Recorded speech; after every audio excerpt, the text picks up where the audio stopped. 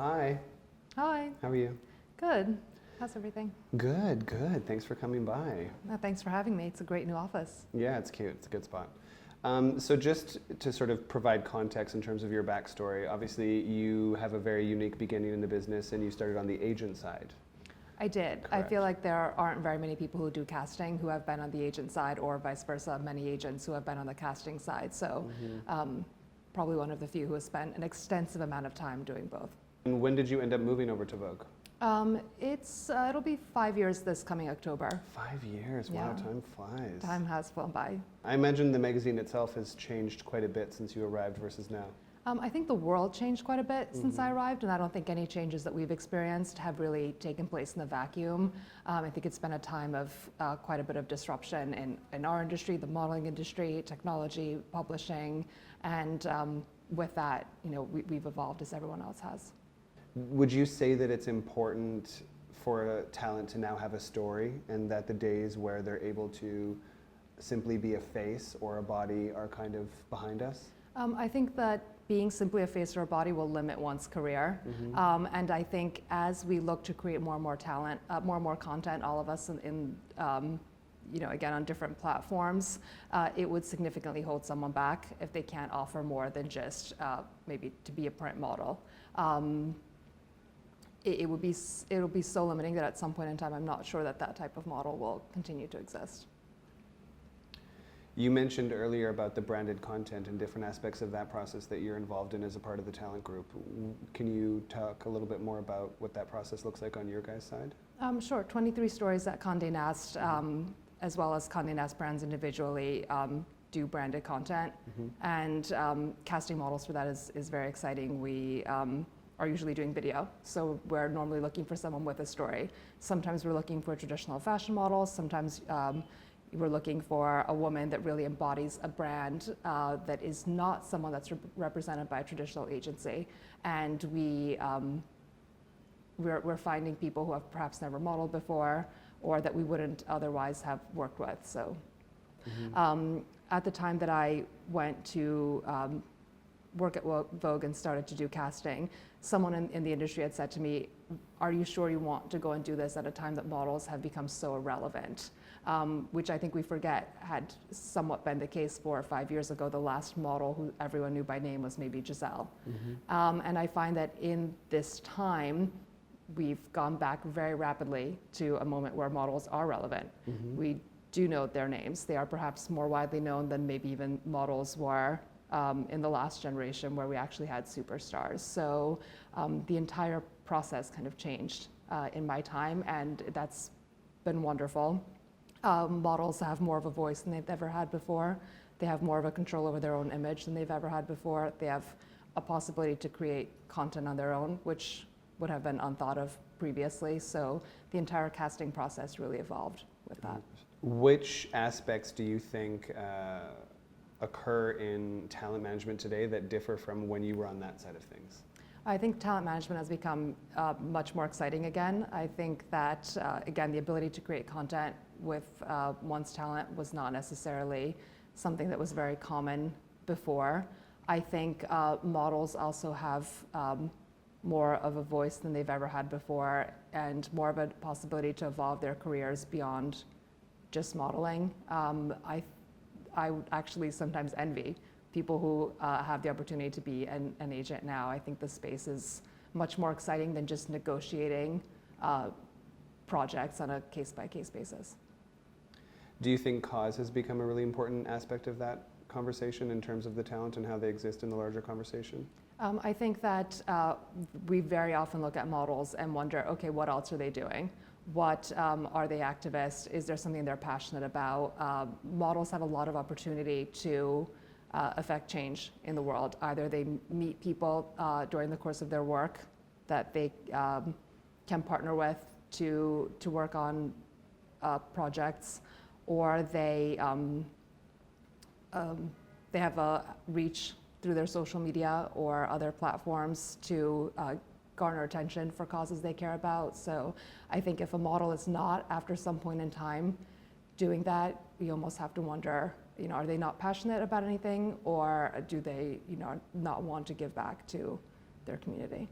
And obviously, a conversation that never runs dry is the subject of diversity. And I think that you have two different sides of that conversation, where some people feel as though a lot of progress has been made, and others feel as though we're still living in an age of tokenism. What are your feelings on that sort of progress that we've seen in the industry? I feel that we cast the best model for any given project. I think that we've been very big champions of diversity, and I don't necessarily think that's a result of tokenism. There are just a lot of great talents, and we're very inspired by them, and I think I've seen a very positive change. Do you personally feel as though the conversation surrounding identity politics has been one that Vogue has really embraced, just in terms of anything from the trans community to non-binary? I know we've talked about a number of these things together before. You guys celebrated Andrea Pejic following her transition. I know you've been incredibly progressive in a way that perhaps not everybody would necessarily have expected from Vogue so early on in that conversation. Do you find that's coming up more frequently at the magazine, or? In terms of models, again, we did a really great piece with Andrea, and I believe we've worked with other models who are also non-gender binary or conforming. Again, that's not necessarily, as a decision to just feature them because of that fact, but because we thought they were great and were inspired by them, and they fit in the pieces where we worked with them. I love that. I think that goes back to the question of whether or not it's true diversity versus tokenism, and the idea that you guys are very much interested in the individual narrative rather than which card they represent in the kind of hand being played. And I think that's probably one of the number one things that keeps Vogue at the forefront of the conversation that way.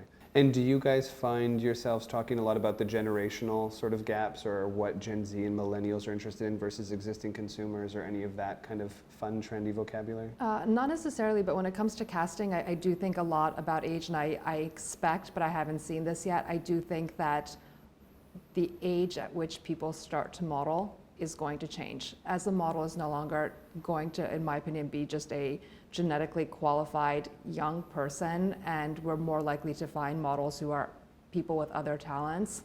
I think that people will come to modeling at an older age, or at not just exclusively a young one, and I think that'll be a very interesting thing, because there has been kind of a gap in the age of models. Models are relatively young, even when they're well over 18. And I'm really excited to see that change. I'm curious when it'll come.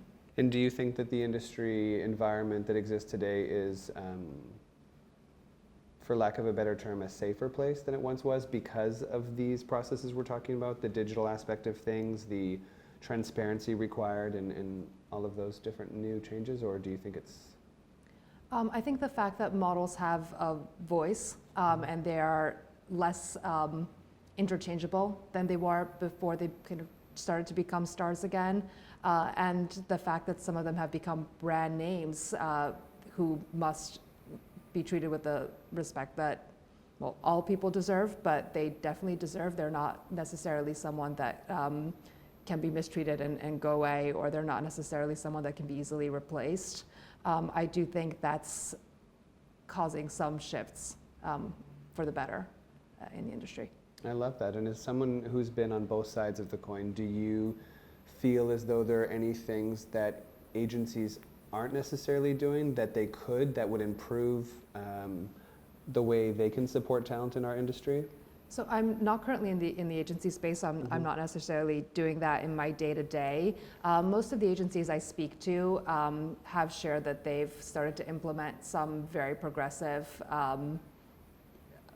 projects to make their models safer. Either they're educating models about what is or isn't acceptable behavior, or they've started to put in place contracts when working with test photographers, or they've changed their testing process. So people have different things that they're starting to do, but almost everyone I've spoken to has made a concerted effort to ensure their model safety. Have you felt as though you're encountering any sort of new limitations as a result of having that rule on age? I've absolutely not found this change limiting in any way. Most of the great talents are over 18, and in fact, a lot of the best talents are quite a bit older. And I think that as things have changed in our industry and what a model is has changed, and there are now people who are models who perhaps had other talents and fell into modeling or came to modeling via a less traditional route. I think we'll see more and more talents that are starting to model at quite a bit of an older age. So definitely not limiting, in fact, quite inspiring. And I hope this is an industry-wide shift. Hopefully they will start to look to older models, or this might make it easier for an agency to say, we actually don't want to start our models too young. They will be limited in their ability to work for these great publications in editorial. Why don't we wait a little while until they start in shows? So I think there are many different people who will have to make these decisions individually, and hopefully the industry would simply shift that way. We agree. Great. Well, thank you very much for taking the time to come tonight. Thank you for having me. It's a great conversation. Definitely. Thanks.